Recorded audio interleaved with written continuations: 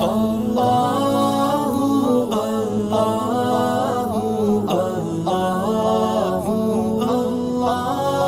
اللہ الرحمن الرحیم۔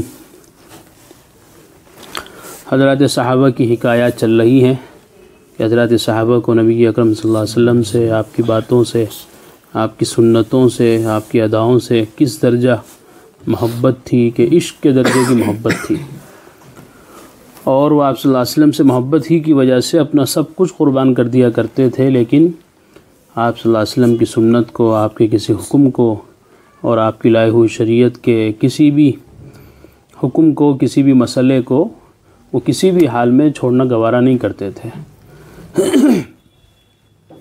حضرت ابن زبیر رضی اللہ عنہما کا خون پینا یہ بھی محبت کی بڑی اعلیٰ درجے کی مثال ہے۔ حضور اقدس صلی اللہ علیہ وسلم نے ایک مرتبہ سینگیاں لگوائیں، پچھنے لگوانا، اور جو خون نکلا وہ حضرت عبداللہ ابن زبیر رضی اللہ عنہما کو دیا کہ اس کو کہیں دبا دیں۔ وہ گئے اور آ کر عرض کیا کہ دبا دیا۔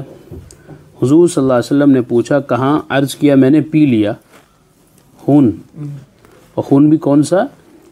جس سے پچھنے لگوانے کے بعد جو نکلتا نہیں، گندا خون جس کو ہم بولتے ہیں۔ حضور صلی اللہ علیہ وسلم نے ارشاد فرمایا جس کے بدن میں میرا خون جائے گا اس کو جہنم کی آگ نہیں چھو سکتی، مگر تیرے لیے بھی لوگوں سے ہلاکت ہے اور لوگوں کو تجھ سے۔ فائدہ حضور اقدس صلی اللہ علیہ وسلم کے فضلات، پاخانہ پیشاب وغیرہ سب پاک ہیں، اس لیے اس میں کوئی اشکال نہیں۔ حضور صلی اللہ علیہ وسلم کے اس ارشاد کا مطلب کہ ہلاکت ہے۔ علماء نے لکھا ہے کہ سلطنت اور عمارت کی طرف اشارہ ہے کہ عمارت ہوگی اور لوگ اس میں مزاحم ہوں گے، روکنے والے۔ چنانچہ عبداللہ ابن زبیر رضی اللہ عنہ جب پیدا ہوئے تھے اس وقت حضور صلی اللہ علیہ وسلم نے اس طرف اشارہ فرمایا تھا کہ ایک مینڈا ہے بھیڑیوں کے درمیان، ایسے بھیڑیے جو کپڑے پہنے ہوئے ہوں گے۔ چنانچہ یزید اور عبد الملک دونوں کے ساتھ حضرت ابن زبیر رضی اللہ عنہ کی مشہور لڑائی ہوئی اور آخر وہ شہید ہو گئے۔ تو اس سے بھی اندازہ ہوتا ہے کہ آپ صلی اللہ علیہ وسلم کی شریعت، آپ کی سنت سے ان کا کیا تعلق ہوگا کہ جب آپ کے بدن کا نکلا ہوا خون، جس کو گندا خون کہا جاتا ہے، اور فطرتاً انسان اس سے گھن کرتا ہے، نفرت کرتا ہے، کپڑے پہ لگ جائے دھوتا ہے، بچتا ہے، لیکن حضرات صحابہ کو نبی اکرم صلی اللہ علیہ وسلم سے اس درجے کی محبت تھی کہ اس طرح کی چیزیں بھی وہ کہیں پھینکنا، ان کو کہیں رکھنا، دبانا گوارا نہیں کرتے تھے۔ کتنی اعلیٰ درجے کی مثال ہے یہ محبت کی کہ آپ صلی اللہ علیہ وسلم کا خون پی لیا۔ اور پھر اس واقعے میں نبی اکرم صلی اللہ علیہ وسلم نے یہ بھی ارشاد فرمایا کہ تم پر حالات بھی آئیں گے، مصیبتیں آئیں گی، آزمائش آئے گی، امتحانات آئیں گے۔ چنانچہ ایسا ہی ہوا کہ یزید کے زمانے میں اور عبد الملک ابن مروان کے زمانے میں حضرت ابن زبیر رضی اللہ عنہما شہید ہو گئے، اور بڑی مشہور جنگ ہوئی، لڑائی ہوئی۔ بیت اللہ بھی اسی لڑائی میں جلا دیا گیا تھا، بیت اللہ کا غلاف جلا دیا تھا، اور اللہ کے گھر میں گولہ باری ہوئی تھی، اور بڑے مسئلے ہوئے۔ حضرت مالک ابن سنان رضی اللہ عنہ کا خون پینا۔ احد کی لڑائی میں جب نبی اکرم صلی اللہ علیہ وسلم کے چہرہ انور یا سر مبارک میں خود کے 2 حلقے گھس گئے تھے۔ خود لوہے کی ٹوپی جس کو پہنتے ہیں جنگی لوگ اپنے سر کی حفاظت کے لیے، تو حضرت ابوبکر صدیق رضی اللہ عنہ دوڑے ہوئے آگے بڑھے، اور دوسری جانب سے حضرت ابو عبیدہ رضی اللہ عنہ دوڑے اور آگے بڑھ کر خود کے حلقے دانت سے کھینچنے شروع کیے۔ ایک حلقہ نکالا جس سے ایک دانت حضرت ابو عبیدہ رضی اللہ عنہ کا ٹوٹ گیا، اس کی پرواہ نہ کی، دوسرا حلقہ کھینچا جس سے دوسرا دانت بھی ٹوٹا، لیکن حلقہ وہ بھی کھینچ ہی لیا۔ ان حلقوں کے نکلنے سے حضور صلی اللہ علیہ وسلم کے پاک جسم سے خون نکلنے لگا، تو حضرت ابو سعید خدری رضی اللہ عنہ کے والد ماجد مالک ابن سنان رضی اللہ عنہ نے اپنے لبوں سے اس خون کو چوس لیا اور نگل لیا۔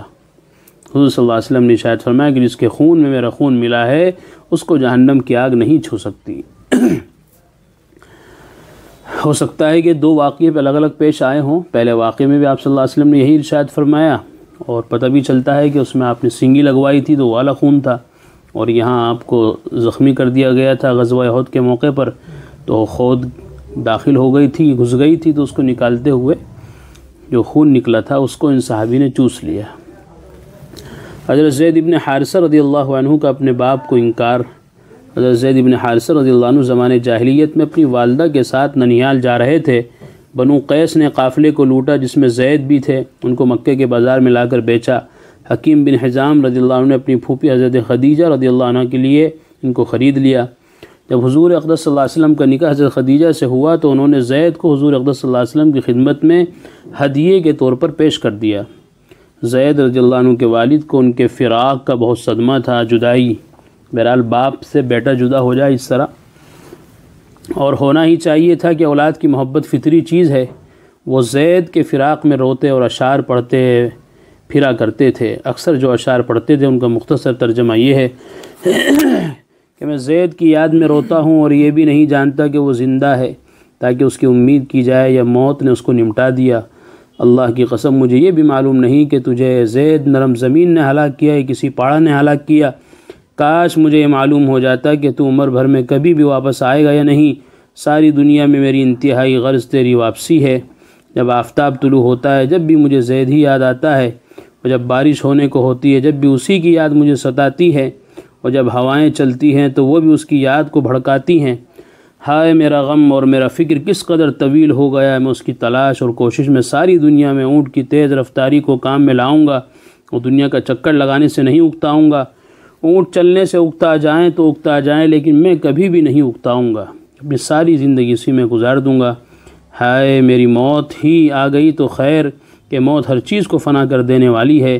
آدمی خواہ کتنی ہی امیدیں لگاوے، مگر میں اپنے بعد فلاں رشتہ داروں اور آل اولاد کو وصیت کر جاؤں گا کہ وہ بھی اسی طرح زید کو ڈھونڈتے رہیں۔ یہ وہ اشعار ہیں جو حضرت زید کے والد ان کی یاد میں، ان کے فراق میں اکثر پڑھا کرتے تھے۔ غرض یہ اشعار وہ پڑھتے اور روتے ہوئے ڈھونڈتے پھرا کرتے تھے۔ اتفاق سے ان کی قوم کے چند لوگوں کا حج کو جانا ہوا۔ انہوں نے زید کو پہچانا، باپ کا حال سنایا، شعر سنائے، ان کی یاد و فراق کی داستان سنائی۔ حضرت زید رضی اللہ عنہ نے ان کے ہاتھ 3 شعر کہہ کر بھیجے، جن کا مطلب یہ تھا کہ میں یہاں مکے میں ہوں، خیریت سے ہوں، تم غم اور صدمہ نہ کرو، میں بڑے کریم لوگوں کی غلامی میں ہوں۔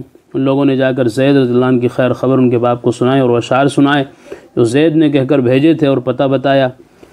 زید رضی اللہ عنہ کے باپ و چچا فدیے کی رقم لے کر ان کو غلامی سے چھڑانے کی نیت سے مکہ مکرمہ پہنچے۔ تحقیق کی، پتہ چلایا تو حضور صلی اللہ علیہ وسلم کی خدمت میں پہنچے اور عرض کیا، ہاشم کی اولاد اور اپنی قوم کے سردار، تم لوگ حرم کے رہنے والے ہو، اللہ کے گھر کے پڑوسی ہو، تم خود قیدیوں کو رہا کراتے ہو، بھوکوں کو کھانے دیتے ہو، ہم اپنے بیٹے کی طلب میں تمہارے پاس پہنچے ہیں، ہم پر احسان کرو اور کرم فرماؤ اور فدیہ قبول کر لو، اس کو رہا کر دو، بلکہ جو فدیہ ہو اس سے زیادہ لے لو۔ حضور صلی اللہ علیہ وسلم نے فرمایا کیا بات ہے؟ عرض کیا زید کی طلب میں ہم لوگ آئے ہیں۔ حضور صلی اللہ علیہ وسلم نے ارشاد فرمایا بس اتنی سی بات ہے؟ عرض کیا کہ حضور بس یہی غرض ہے۔ آپ نے ارشاد فرمایا اس کو بلا لاؤ اور اس سے پوچھ لو، اگر وہ تمہارے ساتھ جانا چاہے تو بغیر فدیے ہی کہ وہ تمہاری نظر ہے، اور اگر نہ جانا چاہے تو میں ایسے شخص پر زبردستی نہیں کر سکتا جو خود نہ جانا چاہے۔ اور انہوں نے عرض کیا کہ آپ نے استحقاق سے بھی زیادہ احسان فرمایا، یہ بات خوشی سے منظور ہے۔ حضرت زید بلائے گئے، آپ صلی اللہ علیہ وسلم نے فرمایا کہ تم ان کو پہچانتے ہو؟ عرض کیا جی ہاں پہچانتا ہوں، یہ میرے باپ اور یہ میرے چچا۔ حضور صلی اللہ علیہ وسلم نے فرمایا میرا حال بھی تمہیں معلوم ہے، اب تمہیں اختیار ہے کہ میرے پاس رہنا چاہو تو میرے پاس رہو، اور ان کے ساتھ جانا چاہو تو اجازت ہے۔ حضرت زید رضی اللہ عنہ نے عرض کیا کہ حضور میں آپ کے مقابلے میں بھلا کس کو پسند کر سکتا ہوں؟ آپ میرے لیے باپ کی جگہ بھی ہیں اور چچا کی جگہ بھی۔ ان دونوں باپ چچا نے کہا کہ زید غلامی کو آزادی پر ترجیح دیتے ہو، اور باپ چچا اور سب گھر والوں کے مقابلے میں غلام رہنے کو پسند کرتے ہو؟ زید رضی اللہ عنہ نے کہا کہ ہاں میں نے ان میں، یعنی حضور صلی اللہ علیہ وسلم کی طرف اشارہ کر کے، ایسی بات دیکھی ہے جس کے مقابلے میں کسی چیز کو بھی پسند نہیں کر سکتا۔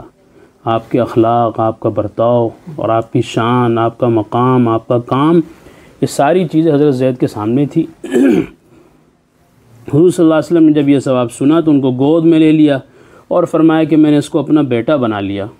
چنانچہ مشہور ہو گیا تھا زید ابن محمد، قرآن کریم میں بھی ان کا نام آیا ہے 22ویں پارے میں، فلما قضا زید، یہ وہی زید ہیں، زید ابن حارثہ رضی اللہ عنہ۔ زید کے باپ و چچا بھی یہ منظر دیکھ کر نہایت خوش ہوئے اور خوشی سے ان کو چھوڑ کر چلے گئے۔ اندازہ لگائیے کہ ایک بچہ ایک زمانے سے گم ہوا ہے، اس کو خود بھی اپنے باپ کی یاد آتی ہوگی، گھر والوں کی، امی کی، رشتہ داروں کی، اور پھر وہ مل بھی گئے اور لینے بھی آ گئے، تو ہونا تو کیا چاہیے تھا کہ وہ ضد کرتا، روتا، چلاتا، لوگوں سے کہتا کہ مجھے ان کے ساتھ جانے دو، لیکن یہ الٹا ہو رہا ہے کہ وہ آپ صلی اللہ علیہ وسلم ہی کے پاس رہنا چاہتے ہیں۔ تو یہ ہے محبت، یہ ہے آپ صلی اللہ علیہ وسلم سے حقیقی عشق کہ جو آدمی ایک مرتبہ ایمان کی حالت میں اللہ کے نبی سے مل لیا تو وہ ہمیشہ ہمیشہ کے لیے آپ کا غلام ہو گیا، آپ کی محبت میں گویا وہ نہا گیا۔ حضرت زید رضی اللہ عنہ اس وقت بچے تھے، بچپن کی حالت میں سارے گھر کو، عزیز و اقارب کو غلامی پر قربان کر دینا جس محبت کا پتہ دیتا ہے وہ ظاہر ہے۔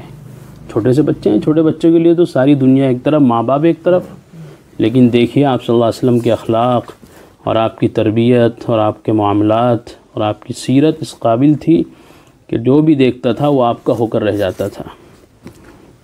حضرت زید کا واقعہ پہلے بھی گزرا ہے کہ حضرت زینب بنت جحش رضی اللہ عنہ سے ان کا نکاح ہو گیا تھا، لیکن ہمیشہ انبن رہتی تھی، پھر طلاق ہو گئی اور پھر آپ صلی اللہ علیہ وسلم سے ان کا نکاح ہوا تو لوگوں نے بڑی باتیں بنائی کہ اپنے بیٹے کی بہو سے شادی کر لی، تو قرآن کی آیت نازل ہو گئی، ما کان محمد ابا احد من رجالکم ولکن رسول اللہ وخاتم النبیین۔ حقیقی بیٹے تھوڑے ہی ہیں، منہ بولے بیٹے ہیں، گود لیا ہے آپ نے۔ بہرحال یہ حضرات صحابہ کی زندگیوں کی کچھ جھلکیاں ہیں جس سے اندازہ ہوتا ہے کہ ان حضرات کو حضرت صلی اللہ علیہ وسلم سے کیسی محبت تھی۔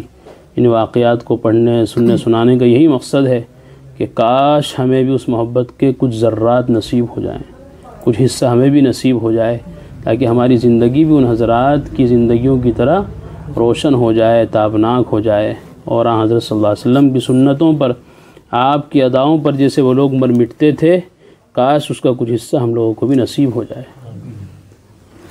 قرآن کریم میں اللہ تعالیٰ فرماتے ہیں الا بذکر اللہ تطمئن القلوب، کہ سن لو، اچھے سے سمجھ لو، اللہ تعالیٰ کے ذکر ہی سے دلوں کو اطمینان نصیب ہوتا ہے۔ یعنی اللہ تعالیٰ کے جو انعامات و احسانات اور اس کی نوازشیں ہم پر ہیں، اگر ہم ان کو یاد کریں گے تو ہمارے بے قرار دل کو قرار آ جائے گا، سکون مل جائے گا۔ اگر ہم چاہتے ہیں کہ ہمارے دلوں میں سکون آئے، اطمینان نصیب ہو، تو اس کا ایک واحد علاج اور ایک بہترین دوا یہ ہے کہ ہم فوراً اللہ کے ذکر میں مشغول ہو جائیں۔